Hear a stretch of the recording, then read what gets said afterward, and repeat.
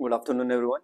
Today is 1st of April, and in today's newspaper analysis, we would be discussing these 5 important articles.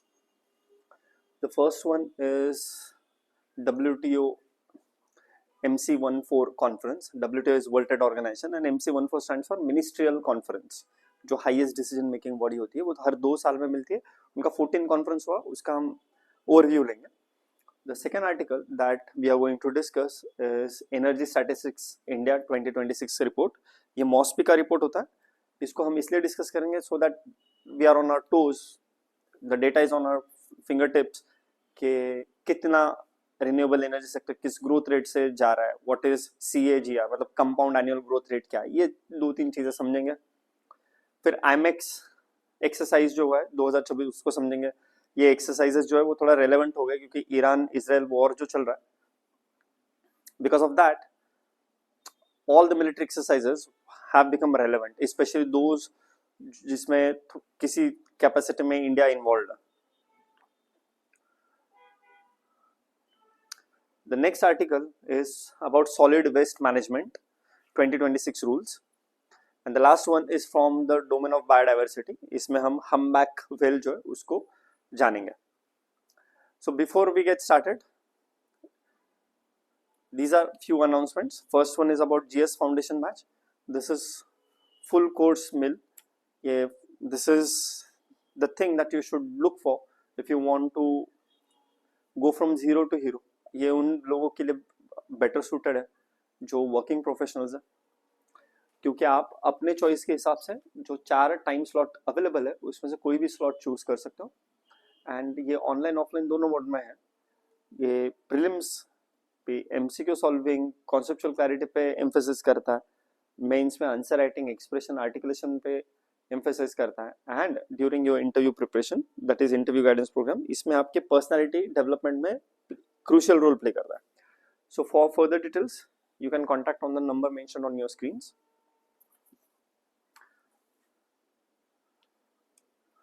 The second announcement is regarding the prefit. ये prefit 15,000 MCQ का test series है जिसमें 3,000 plus MCQs YouTube live पर discuss होता है, and 12,000 MCQs जो है वो टेस्ट सीरीज के फॉर्मेट में पेड कोर्स का पार्ट है. ये दोनों सब मिलाकर ये एसमेज और इंग्लिश दोनों मीडियम में अवेलेबल है. ये अभी एग्जिस्टिंग प्राइस 7,999 है. अगर आप किसी भी तरीके से CSFP से एसोसिएटेड हो तो you can buy it at even further discounted price. You can fetch your discount bye contacting on the number mentioned on your screen. अभी जो MCQ डिस्कस हो रहे वाले हैं या करंट अफेयर जो डिस्कस होगा या जो प्रीफिट में डिस्कशंस होते हैं वो सारे you can access from CSAP app by scanning this QR code. Let's get started. First article is WTO's MC14 conference, that is Ministerial Conference 14. The Ministerial Conference जो है it is the highest decision making body of World Trade Organization, और ये जो 14th conference हुआ ये Cameroon में हुआ है. It will be known as Cameroon Conference of 2026. ये हर साल नहीं होता है, इट इज अ बाइलिनियल, मतलब 2 सालों में एक बार होता है. It is conducted every 2 years. Obviously इसके पर्पस प्री डिफाइंड है, जैसे कि इस जो 14th कॉन्फ्रेंस थी उसके एजेंडा पर था कि WTO फंक्शनिंग जो है उसको रिफॉर्म करेंगे. जो फिशरीज की सब्सिडीज है, फिशरी सेक्टर में जो सब्सिडीज दी जाती है इसके ऊपर जो वर्ल्ड और डिबेट चल रही है उसको एड्रेस करेंगे. थर्ड, जो ई-कॉमर्स मोरेटोरियम है उसके ऊपर कोई डिसीजन लिया जाएगा, एंड ट्रेड और क्लाइमेट एजेंडा को आगे बढ़ाएंगे. ये सब उनके एम्स है. कितना अचीव हुआ कितना नहीं इसको हम समझेंगे. जो अचीव हुआ है वो बहुत ज्यादा सब्सटेंशियल नहीं है. मतलब फॉर एग्जांपल फिशरीज सब्सिडीज के ऊपर डिस्कशन हुआ लेकिन फाइनल फ्रेमवर्क नहीं आया. वो एक्सपेक्टेड है MC15 में, मतलब जो 2028 में होगा उसमें एक्सपेक्टेड है. स्मॉल इकोनॉमीज के ऊपर भी डिस्कशन हुआ है. SPS TBT रिफॉर्म्स के ऊपर भी हुआ है, मतलब बेसिकली डिफरेंशियल जो बेनिफिट दी जाता है, ट्रीटमेंट दी जाते हैं डेवलपिंग नेशन के, हो उसके ऊपर डिस्कशन हुआ है. ट्रेड एंड क्लाइमेट के ऊपर डिस्कशन हुआ. लीस्ट डेवलप कंट्रीज जो है उनको किस तरीके के सपोर्ट मेजर दिए जाएंगे इसके ऊपर डिस्कशन हुआ. एंड एक पैकेज में एक ड्राफ्ट टेक्स्ट बनाया गया regarding WTO reforms, e commerce, trips etcetera. और ये जो 2028 में 15th MC होगा जो जेनेवा में होने वाला है, उसके ऊपर उसमें फाइनल डिसीजन लिया जाएगा। अब जो नेगोशिएशन चल रहे थे वो चलते रहे, यही इस कॉन्फ्रेंस का सक्सेस है। ये नेगोशिएशन बंद नहीं हुआ, ये डायलॉग कोलैप्स नहीं हुआ, this in itself is a success. जो क्लाइमेट एजेंडा है उसको स्ट्रेंथन किया गया है एंड जो स्मॉल इकोनॉमीज है उनके लिए इंक्लूसिविटी ऑफर की गई है।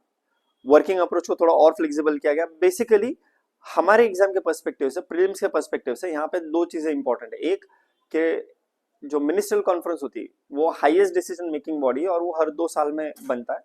एंड थर्ड जो important, the second important aspect जो है, in that second important aspect what you need to understand कि ये बाइलिनियल है, 2 साल में होता है। WTO इसके ऊपर रिफॉर्म करता है, ठीक है। Now moving further, e commerce moratorium का जो डेडलॉक था, we could not sort it out.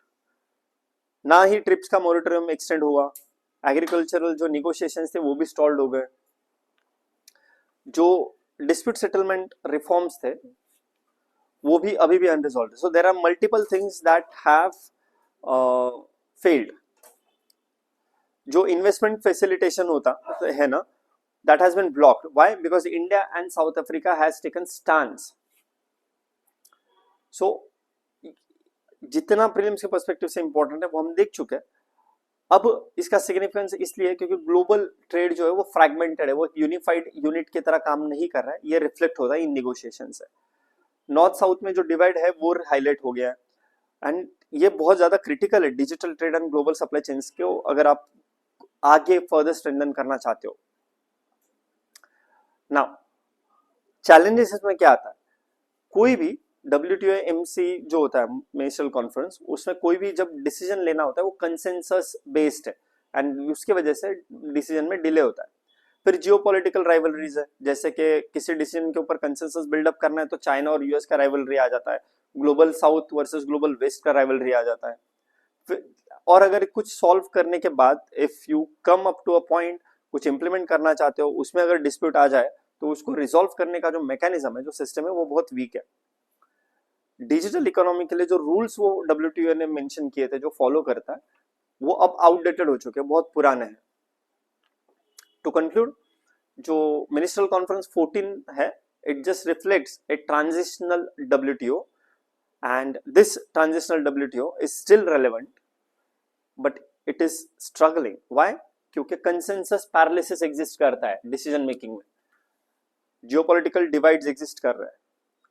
तो इसका जो फ्यूचर है वो बस एडेप्टेबिलिटी एंड मीनिंगफुल रिफॉर्म्स के ऊपर ही डिपेंडेंट है, उसी के ऊपर बस रिलाई करेगा।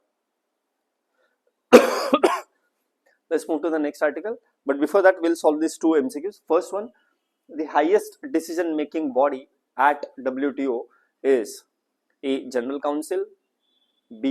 Dispute Settlement Body, C. Ministerial Conference, and D. Trade Policy Review Body. The answer is C. Ministerial Conference, जो हर 2 साल में होती है। Which of the following issues were unresolved at WTO MC14? Ministerial Conference 14 में कौन से issues unresolved रह गए? ई commerce moratorium yes, trips moratorium yes, fishery subsidies agreement yes. सारे के सारे कंप्लीटली, मतलब किसी के ऊपर एक फाइनल कंक्लूडिंग नहीं आया। Second article, energy statistics India 2026। Energy statistics India 2026 जो है ये एक हर साल आने वाला रिपोर्ट है। इस रिपोर्ट को पब्लिश करता है नेशनल स्टैटिस्टिकल ऑफिस, जो NSO है, इट पब्लिशेस इट। और NSO काम करता है मॉस्पी के under. MoSPI stands for ministry of statistics and programme implementation. It provides comprehensive data on energy sector, मतलब एनर्जी रिजर्व्स क्या है, एनर्जी प्रोडक्शन कितना है, एनर्जी कंजम्पशन कितना है, एनर्जी ट्रेड कैसा है। इट ऑल्सो कवर्स बोथ, मतलब फॉसिल फ्यूल्स को भी कवर करता है, रिन्यूएबल एनर्जी को भी कवर करता है। So it's not only about renewable energy, it's also about non renewable energy. तो कुछ फटाफट देख लेंगे। वैसे तो इसका पर्पस क्या है इस रिपोर्ट का? एक सेंट्रल गवर्नमेंट का एक डेटा रिपोजिटरी की तरह ये सर्व करेगा, एक फिक्स डेटा होगा, authentic data. Evidence based policy making को ये सपोर्ट करेगा, क्योंकि जब आप कोई पॉलिसी बनाओगे एनर्जी सिक्योरिटी को लेकर, you will have to rely on some reliable data, और ये प्रोवाइड करेगा energy statistics India report. It will also track the progress towards just energy transition and sustainability goals.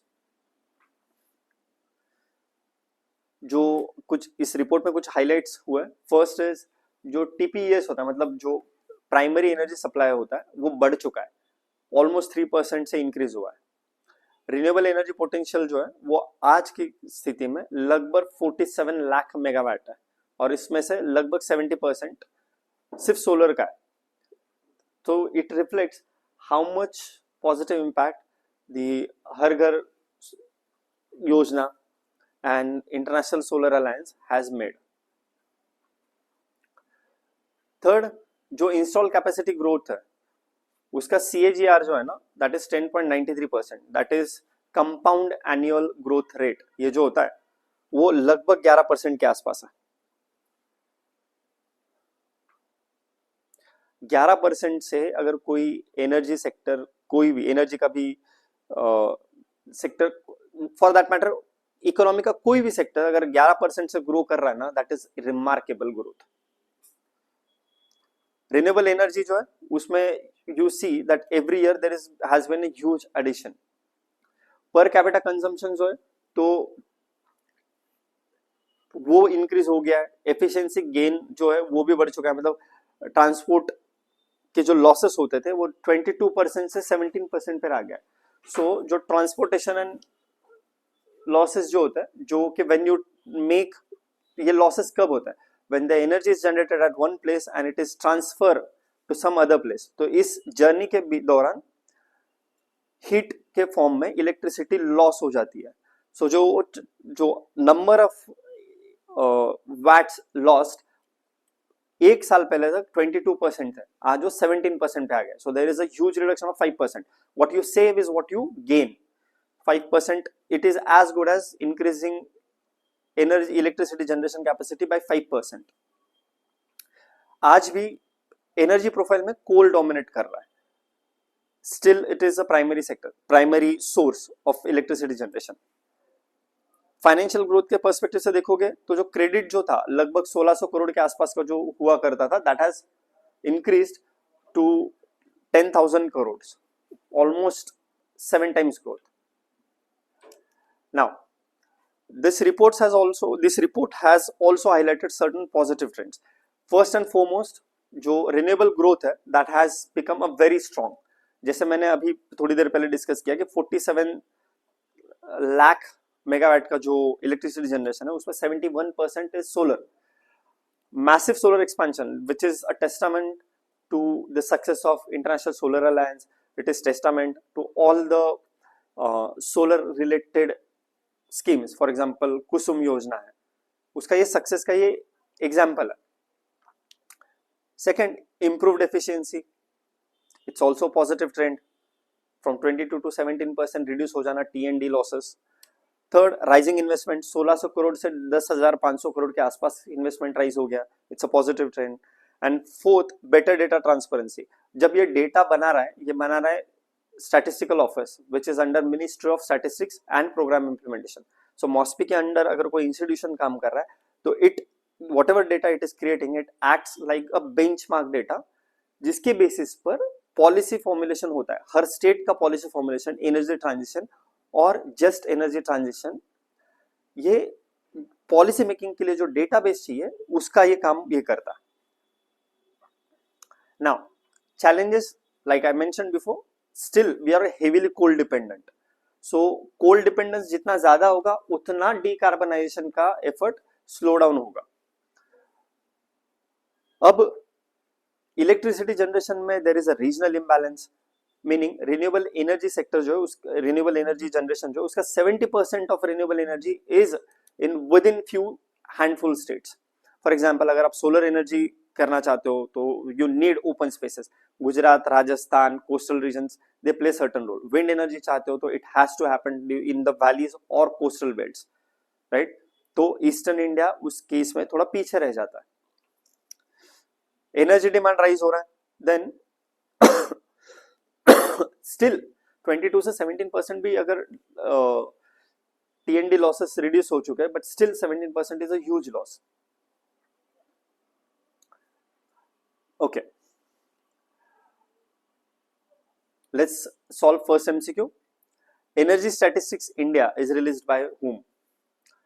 It is released by NSO, National Statistical Office, which is under the Ministry of Statistics and Program Implementation, MOSPI.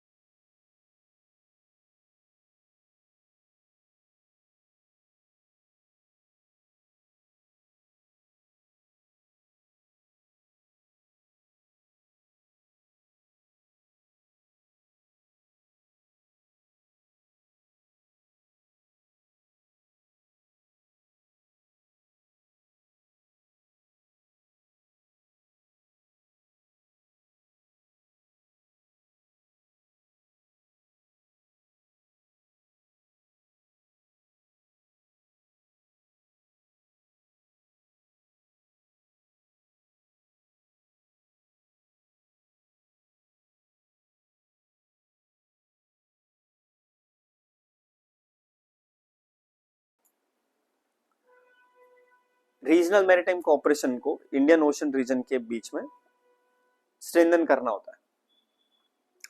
अब ये IMAX टीटीएक्स के कुछ की features हैं. एक तो इसमें टीटीएक्स था, मतलब टेबल टॉप एक्सरसाइज था, विच मींस एक्चुअल में कोई लाइव डिप्लॉयमेंट नहीं होता, ये सिर्फ सिमुलेशन किया जाता है. जो पार्टिसिपेशन रहा उसमें बांग्लादेश पार्टिसिपेट किया, फ्रांस ने पार्टिसिपेट किया, इंडोनेशिया ने किया, श्रीलंका ने किया. जिस क्राइसिस से इंडिया और बांग्लादेश के रिलेशन गुजर रहे उसमें बांग्लादेश ने पार्टिसिपेट करना in itself is a good win. इन लोगों ने piracy, maritime terrorism, disaster response, illegal trafficking, इन इस एरियाज पर ज्यादा फोकस रखा था.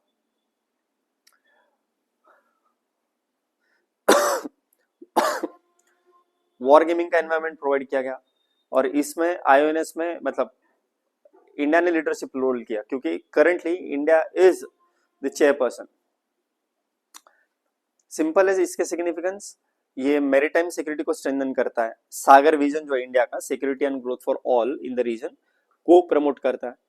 एसएलओसीज जो होते हैं उनको इंश्योर करता है. सी लाइन ऑफ कम्युनिकेशन जो होते हैं ना वो, और इंडिया को एस्टैब्लिश कर देता है as a net security provider. Challenges, जो मेंबर नेवीज है उसकी कैपेबिलिटी जो है वो बहुत डाइवर्स है. लैंग्वेज, टेक्नोलॉजी डिफरेंसेस, इसकी वजह से कोऑर्डिनेशन का बैरियर आ जाता है. और फिलहाल इंडियन ओशन रीजन में जियोपॉलिटिकल टेंशंस बहुत ज्यादा है. टीटीएक्स जो है वो मतलब टेबल टॉप सिमुलेशन वाला है, उसका और जो एक्चुअल फील्ड में एक्सरसाइज होता है उसमें बहुत डिफरेंस होता है. So real time operational exposure कम हो जाता है. Let's solve first MCQ. IONS Maritime Exercise IMEX is conducted under which framework? BIMSTEC, Indian Ocean Naval Symposium, Quad or ASEAN? Answer is IONS, Indian Ocean Naval Symposium. Which of the following are objective of IMEX TTX tabletop exercise?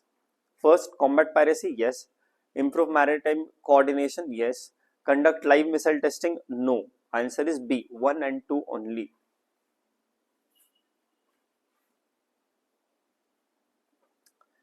Let's move on to the next article. Solid Waste Management Rules 2026.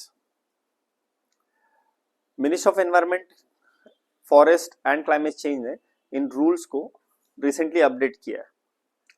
जो 2016 के rules थे उनको replace करेंगे ये नए वाले rules. आज से ये लागू हो जाएंगे. And it moves from collect and dump से लेकर सर्कुलर इकोनॉमी अप्रोच। पहले वाला जो था उसमें जो प्रोड्यूसर था उसकी रिस्पॉन्सिबिलिटी होती थी उस गार्बेज को कलेक्ट करना, लेकिन जो नया वाला जो है उसमें कलेक्ट करके डंप नहीं करना है, तो उसको कमोडिटी में, इकोनॉमिक एसेट में कन्वर्ट करना है, उसको सर्कुलर इकोनॉमी में कन्वर्ट करना है।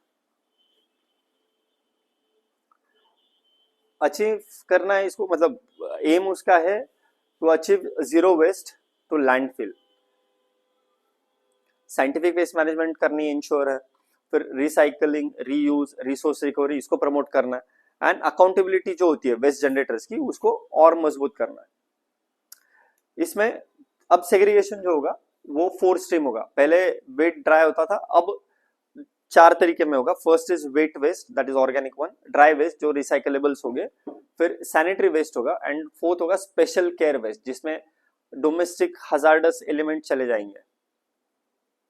ये जो बल्क वेस्ट जनरेटर रिस्पॉन्सिबिलिटी होती है, extended bulk waste generator responsibility, ये दिस विल अप्लाई जहां पे भी 100 KG waste per day generate होता है, या 40,000 litre of water per day भी यूज हो जाता है, या कहीं पे भी 20,000 स्क्वायर मीटर का एरिया इन्वॉल्व है।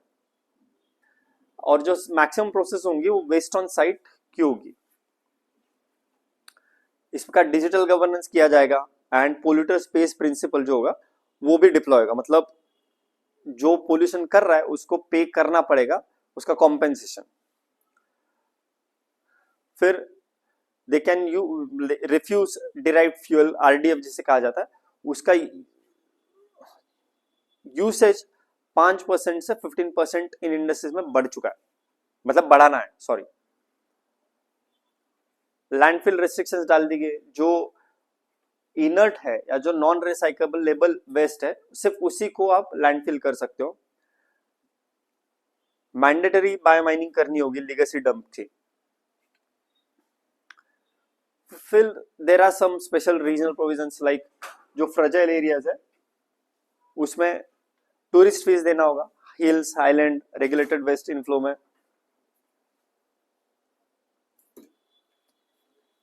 जो हिल्स एंड आइलैंड रीजन है वहां पे स्पेशल रीजनल प्रोविजंस दिए गए, मतलब now the tourist will have to pay to take care of that environment, जो कि भूटान काफी टाइम से कर रहा है। अब इसमें चैलेंजेस इंप्लीमेंटेशन में आने वाला है। ऑल लेवल्स जो है लोकल लेवल्स की, अर्बन लोकल बॉडीज हो या रूरल लोकल बॉडीज हो, they will have to implement it and there is going to be huge bottleneck in it. Segregation के लिए सोसाइटी में बिहेवियरल चेंज लाना होगा। पहले वेट एंड ड्राई में डिवाइड करने में दिक्कत आती थी, अब तो 4 कैटेगरी में करना है, wet, dry, sanitary, and the last one is क्या था, it was hazardous waste. Alright, so first MCQ, the solid waste management rules 2026 are notified under which act? क्या होगा? Obviously Environment Protection Act 1986. Second MCQ, which of the following are features of solid waste management rules of 2026?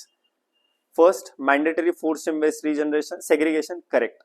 Second, promotion of refuse derived fuel, yes, 5% से 15% लेकर जाना है. Third, complete ban on landfill uses, no, complete ban नहीं है, जो inert non recyclable waste होगा उसको landfill में डाला जाएगा। So answer is 1 and 2 only. This is the last article. ये इसको डिटेल में नहीं समझना है, it is only for reference. Humpback whale biodiversity के पर्सपेक्टिव से, it is a large baleen whale, it belongs to, I mean जो family से ब्लू वेल बिलोंग करता है उसी फैमिली से ये भी आता है। And it is usually known for the songs and the breaching behaviour. Okay, ये हर जगह पे मिलता है, ऑलमोस्ट ऑल मेजर ओशंस में मिल जाता है। It's migration route is one of the longest, मतलब एक साल में लगभग वो 24,000 किलोमीटर ट्रेवल कर लेता है every single year. It is always constantly on the move. खाना खाने के लिए वो ठंडे पानी में जाता है, दैट मींस जो कोल्ड वाटर्स है वहां जाता है। एंड रिप्रोडक्शन के लिए for breeding it comes to the warm waters. So इसका पोल से इक्वेटर की तरफ का जर्नी कंटिन्यूस चलने रहता है। जब खाना खाना होता है, जब इसको खुद को फीड करना होता है, then it goes towards the colder water. When it wants to breed, when it wants to reproduce, it comes to the warmer water. So where you spot, you can just guess कि वो अपने life cycle के किस phase से गुजर रहा है। बहुत ज्यादा मतलब 40 टन के आसपास उसका वेट हो सकता है, और लॉन्ग पेक्टोरल फिन्स होता है, that almost third of his body is just its fin. It's a filter breed. Now क्यों इसका सिग्निफिकेंस है? Because it expresses ocean ecosystem health. Nutrition recycling में it plays a huge role. Healthier the ocean recycling structure, better is the possibility of the presence of these hump well. It also does in help in carbon sequestration, क्योंकि there is a something called as well pump effect. When it pumps it, वो अपना जब fin को बहुत जोर से पानी के ऊपर पटकता है, वो जो थ्रैश करता है उसमें एयर एंड वाटर का इंटरेक्शन बढ़ जाता है, and that leads to better carbon sequestration. It works as a climate indicator as well as it also has some ecotourism value. Something that is traveling for like 24,000 kilometers per year, the possibility of spotting one of those near coastal area increases the tourism value of that coast. So अभी के लिए उसका conservation status is least concern. Globally ये least concern है, बहुत ज्यादा इसको problem नहीं है क्योंकि इसका पोचिंग नहीं होता है ज्यादा। It is protected under various international as well as national laws. So let's answer these two MCQs. First, humpback whale is first toothed whale, baleen whale, freshwater mammal or amphibian. It is baleen whale. Baleen whale का मतलब होता है कि जो filter feeder होता है। Second MCQ, which of the following are features of humpback whales? First, bubble net feeding, correct. Long distance migration, correct. Use of echolocation like dolphins, no. The answer is one and two only. ये APSC के UPSC के one stop solution smart books है. Now these are available in ASME script also. There are many students who have benefited by purchasing these books. You can order your set of books by contacting on the number mentioned on your screen. Thank you so much for joining in. Good night.